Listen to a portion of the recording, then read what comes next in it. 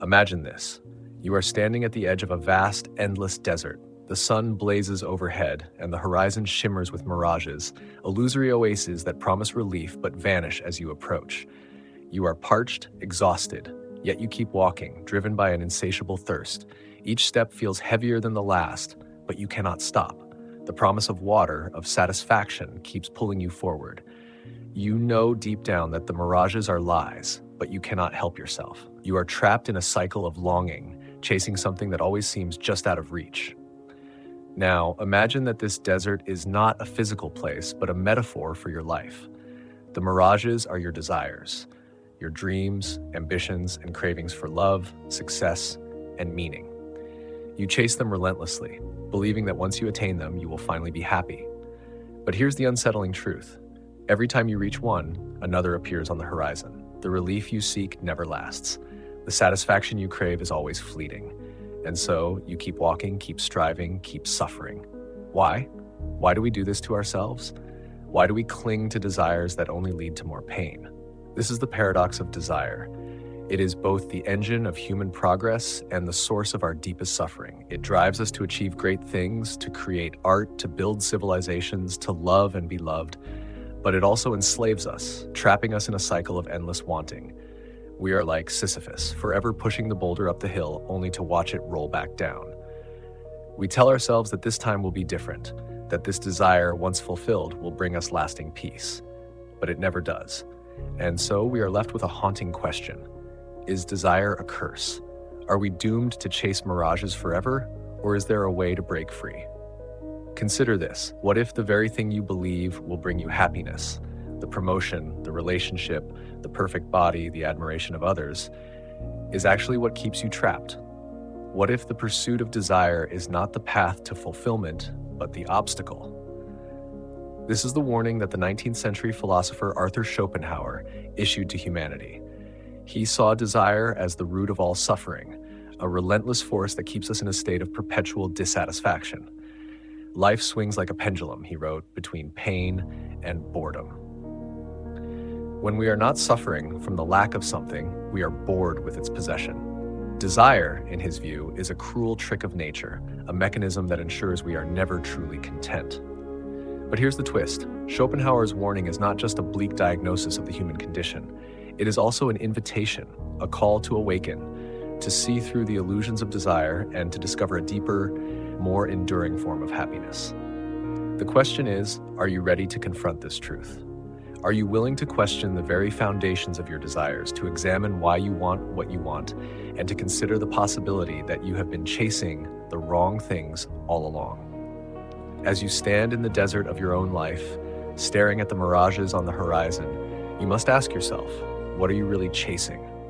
And more importantly, why? The answer may not be easy to face. It may require you to confront uncomfortable truths about yourself, your values, and the society that shapes your desires.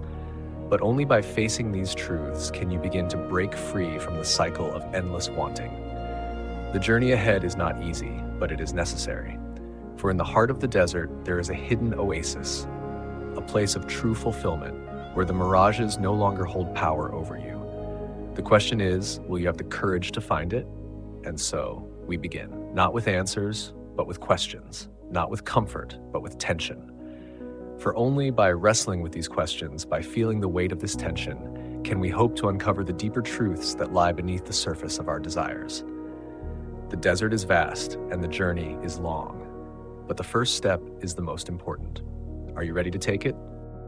To understand why desire holds such power over us, we must first peel back the layers of its origins.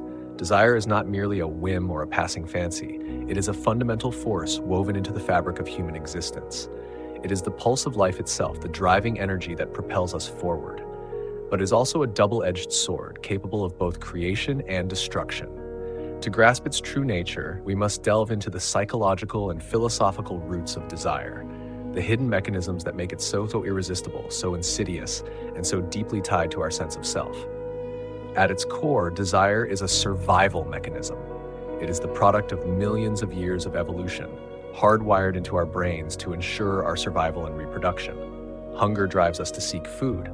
Thirst compels us to find water. Loneliness pushes us to form connections. These primal desires are essential to our existence, but they are also the foundation upon which more complex desires are built. Over time, as human societies evolved, so too did our desires. We began to crave not just survival, but status, power, beauty, and meaning. These higher-order desires are no longer tied to our immediate needs, yet they feel just as urgent, just as compelling. Why? Because they are rooted in the same neurological pathways that once ensured our survival. The dopamine hits we get from achieving a goal, winning a competition, or receiving social approval are not so different from the pleasure our ancestors felt when they found food or secured a mate. Desire, in this sense, is a trick of the brain, a way of keeping us perpetually striving, perpetually unsatisfied. But desire is not just a biological phenomenon, it is also a psychological one. Carl Jung, the pioneering psychologist, saw desire as a manifestation of the unconscious mind, a force that arises from the depths of our psyche, often in ways we do not fully understand. Jung believed that our desires are shaped by archetypes, universal symbols and patterns that reside in the collective unconscious. These archetypes give rise to our deepest longings for love, for meaning, for transcendence. Yet they also create inner conflicts, as our conscious desires often clash with the hidden forces within us. For example, we may consciously desire success and recognition, while unconsciously yearning for simplicity and peace. This tension between our conscious and unconscious desires can lead to a sense of inner fragmentation, a feeling that we are never quite whole, never quite satisfied. Arthur Schopenhauer took this idea even further, arguing that desire is not just a psychological force, but a metaphysical one. In his view, desire is the essence of what he called the will, a blind, irrational force that underlies all of existence. The will, according to Schopenhauer, is the driving energy behind everything in the universe, from the growth of plants to the ambitions of humans. It is ceaseless, insatiable, and ultimately futile. We are all, in a sense, slaves to the will, constantly striving for something we can never fully attain. Schopenhauer's philosophy is deeply pessimistic, but it also offers a profound insight. Desire is not just a personal problem, it is a universal one. It is the very nature of existence to want, to strive, to suffer. And yet, it is also possible to transcend this suffering, to rise above the will and find a deeper sense of peace. Friedrich Nietzsche, another towering figure in philosophy, took a different approach to the problem of desire. While he agreed that desire is a source of suffering, he also saw it as a source of power. Nietzsche believed that the key to overcoming desire is not to suppress it, but to transform it. He called this process sublimation, the redirection of our primal urges into creative, life-affirming activities. For Nietzsche, the goal is not to escape desire, but to master it, to channel it into something greater than ourselves. This is the essence of his concept of the Übermensch, or overman, a person who has transcended the limitations of ordinary desire and achieved a higher state of being. Yet, despite these profound insights, the problem of desire remains deeply entrenched in our modern world. In fact, one could argue that it has only grown worse. We live in an age of unprecedented abundance, where our every desire can be fulfilled at the click of a button, and yet we are more dissatisfied than ever. Why? Because our desires are no longer our own. They have been hijacked by external forces, by advertising, social media, and the relentless pressure to conform. We are constantly bombarded with messages telling us what we should want, who we should be, how we should live. These messages create artificial desires that are not rooted in our true needs or values, but in the agendas of others. The result is a sense of emptiness, a feeling that no matter how much we achieve or acquire, it is never enough. This brings us to the heart of the problem. Desire is not just a personal struggle, it is a societal one. It is shaped by the culture we live in, the systems we are part of, and the stories we tell ourselves. To truly understand desire, we must examine not only its psychological and philosophical roots, but also the social and cultural forces that sustain it. We must ask ourselves who benefits from our endless wanting, who profits from our dissatisfaction, and most importantly, how can we reclaim our desires so that they serve us rather than enslave us? The journey to understanding desire is not an easy one. It requires us to confront uncomfortable truths about ourselves and the world we live in. but it is also a journey of liberation, a chance to break free from the chains of endless wanting and discover a deeper, more authentic way of being.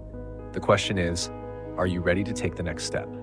Are you ready to explore the unseen consequences of desire and to uncover the hidden forces that shape your life? The desert is vast, but the oasis is within reach. The choice is yours. Desire is not just a personal affliction. It is a silent architect of the world around us. Its consequences ripple outward, shaping not only our individual lives, but also the collective realities we inhabit. To truly grasp the power of desire, we must examine how it operates beneath the surface, influencing our decisions, our relationships, and even the structures of society. This is where the unseen consequences of desire reveal themselves, consequences that are often invisible, yet profoundly transformative. Consider the way desire shapes our identities. From the moment we are born, we are taught to want. We are given goals to achieve, standards to meet, and roles to fulfill.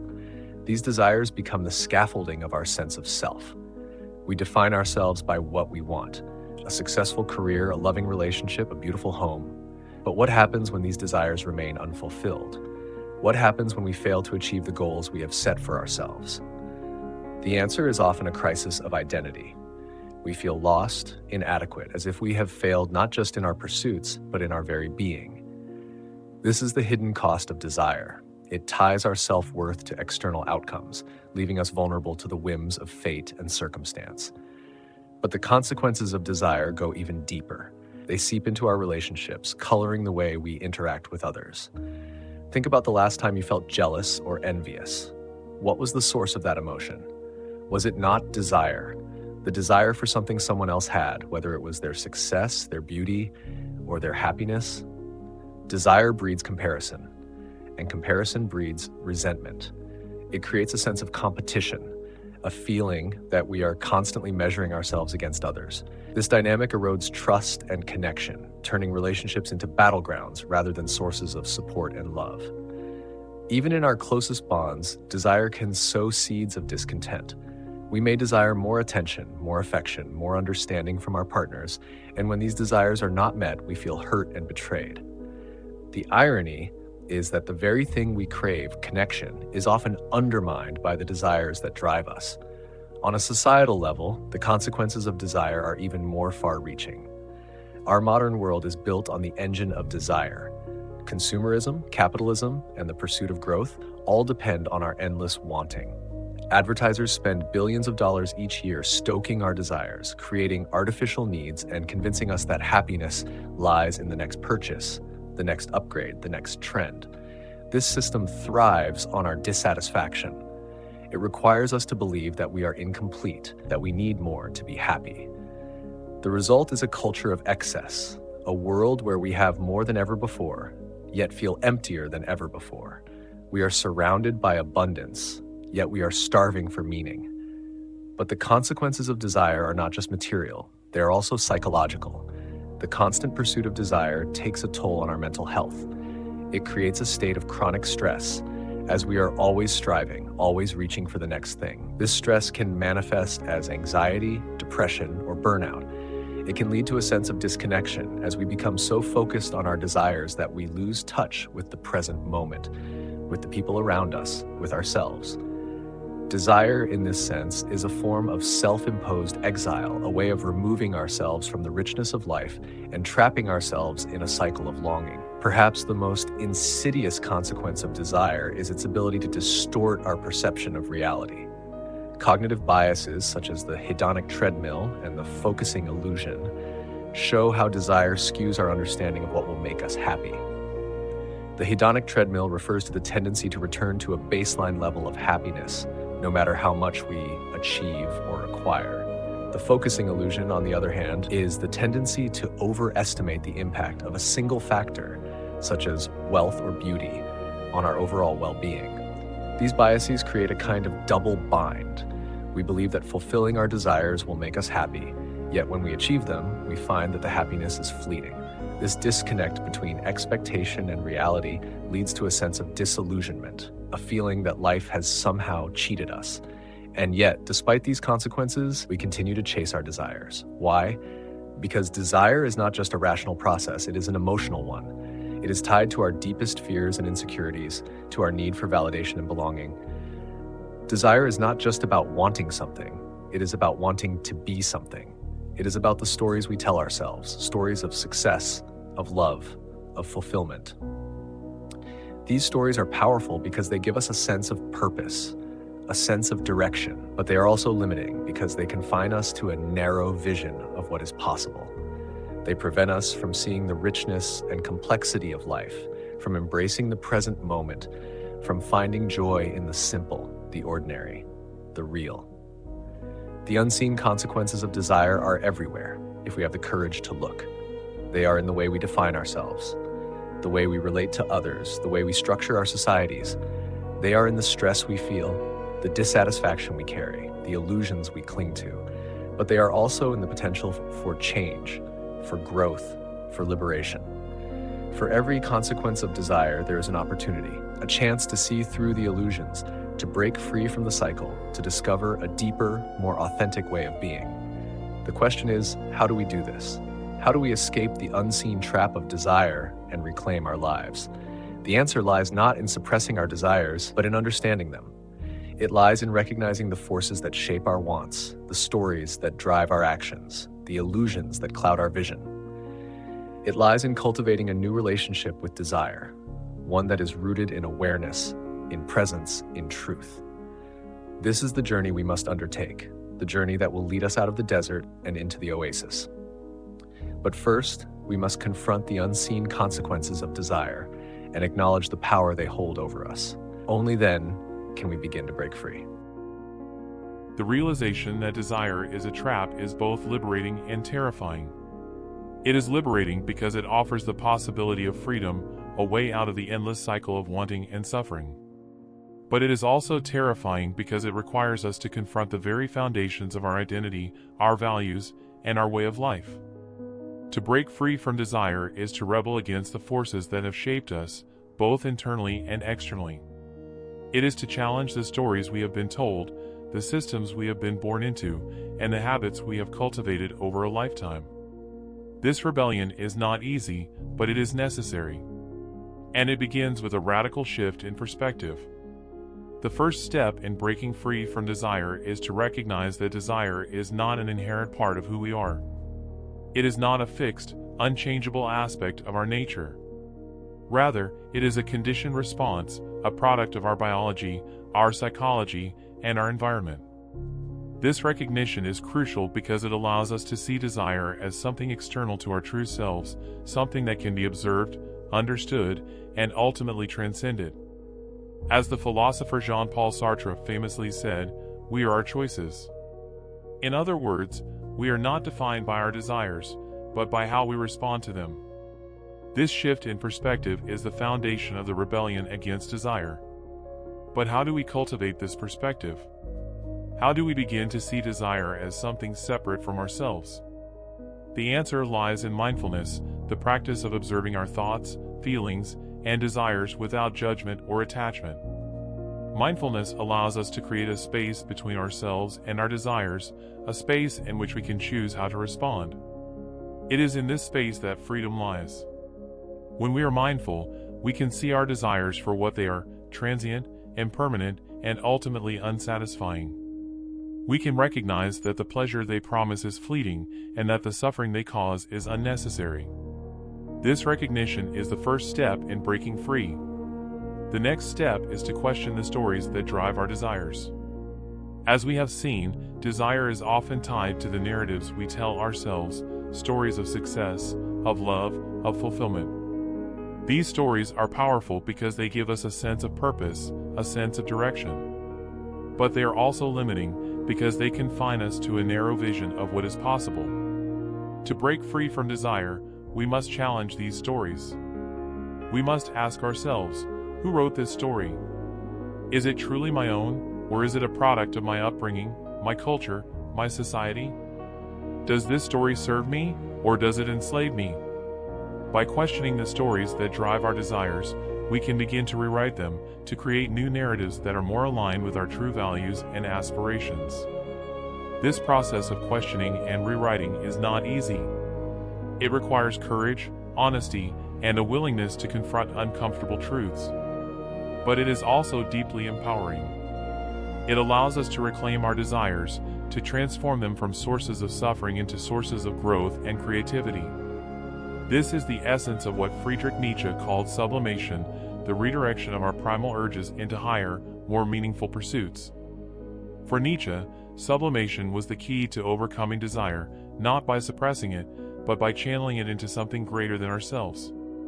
This could take many forms: art, music, literature, philosophy, or any other creative endeavor that allows us to express our deepest longings in a way that transcends the limitations of ordinary desire. But the rebellion against desire is not just an individual endeavor, it is also a collective one. To truly break free from desire, we must challenge the systems and structures that sustain it. This means questioning the values of consumerism, capitalism, and the pursuit of growth that dominate our modern world. It means recognizing that these systems thrive on our dissatisfaction, that they depend on our endless wanting to sustain themselves. This recognition is the first step in creating a new way of living, a way that is not driven by desire, but by a deeper sense of purpose and connection. One example of this collective rebellion can be found in the minimalist movement, which advocates for a simpler, more intentional way of life. Minimalism is not just about owning fewer possessions, it is about redefining our relationship with desire. It is about recognizing that true happiness does not come from accumulating more, but from appreciating what we already have. By embracing minimalism, we can begin to break free from the cycle of endless wanting and discover a deeper, more enduring form of fulfillment. Another example can be found in the practices of mindfulness and meditation, which have been embraced by millions of people around the world as a way of cultivating inner peace and clarity. These practices allow us to create a space between ourselves and our desires, a space in which we can choose how to respond. They teach us to be present, to appreciate the richness of the present moment, and to find joy in the simple, the ordinary, the real. By incorporating these practices into our daily lives, we can begin to break free from the grip of desire and discover a deeper sense of contentment. Ultimately, the rebellion against desire is a journey of self-discovery. It is a journey that requires us to confront our deepest fears and insecurities, to question the stories we have been told, and to challenge the systems that shape our lives. But it is also a journey of liberation, a chance to break free from the chains of endless wanting and discover a deeper, more authentic way of being. The question is, are you ready to take the next step? Are you ready to embrace the rebellion and reclaim your life? The journey to break free from desire is not a linear path, it is a spiral, a series of revelations that lead us deeper into the heart of what it means to be human. Each step brings us closer to the ultimate truth, a truth so profound that it redefines how we see ourselves, our desires, and the world around us. This truth is not something that can be grasped intellectually, it must be felt, experienced, and lived. It is the culmination of all that has come before, the final piece of the puzzle that makes everything else fall into place. And it is this: desire is not the enemy, attachment is. Desire, in its purest form, is simply energy, a force that moves us, inspires us, and connects us to life. It is the spark that ignites creativity, the pull that draws us toward growth, the longing that reminds us of our humanity. The problem is not desire itself, but our attachment to its outcomes. We suffer not because we desire, but because we cling to the belief that our happiness depends on fulfilling those desires. We tie our sense of self-worth to external achievements, possessions, and relationships, and when those things fail to deliver the lasting satisfaction we crave, we feel betrayed. But the betrayal is not in the world, it is in our expectations. The ultimate truth is that fulfillment cannot be found in the fulfillment of desire, it can only be found in the release of attachment. This realization is both simple and profound. It requires us to shift our focus from what we want to how we relate to what we want. It asks us to embrace desire without being consumed by it, to strive without being enslaved by the need to achieve. This is the essence of what the ancient Stoics called amor fati, the love of fate. It is the practice of accepting whatever life brings, not with resignation, but with gratitude and curiosity. It is the understanding that true freedom lies not in controlling our desires, but in transcending our attachment to their outcomes. To grasp this truth is to experience a profound sense of liberation. It is to realize that the mirages in the desert were never the problem was our belief that they held the key to our happiness. When we let go of that belief, the mirages lose their power over us. We no longer need to chase them, because we no longer believe they can quench our thirst. Instead, we turn our attention inward, to the oasis that has always been within us, the source of true fulfillment that lies beyond the reach of desire. This inward turn is not a retreat from life, it is a deeper engagement with it. It is the recognition that the present moment is all we ever have, and that it is enough. It is the understanding that joy is not something we find in the future, but something we cultivate in the here and now. This is the wisdom of mindfulness, of presence, of being fully alive to the richness of each moment. It is the antidote to the restlessness of desire, the cure for the chronic dissatisfaction that plagues so many of us. But how do we cultivate this sense of presence? How do we learn to embrace desire without being consumed by it? The answer lies in practice, in the daily, intentional acts of mindfulness, gratitude, and self-reflection that help us stay grounded in the present moment.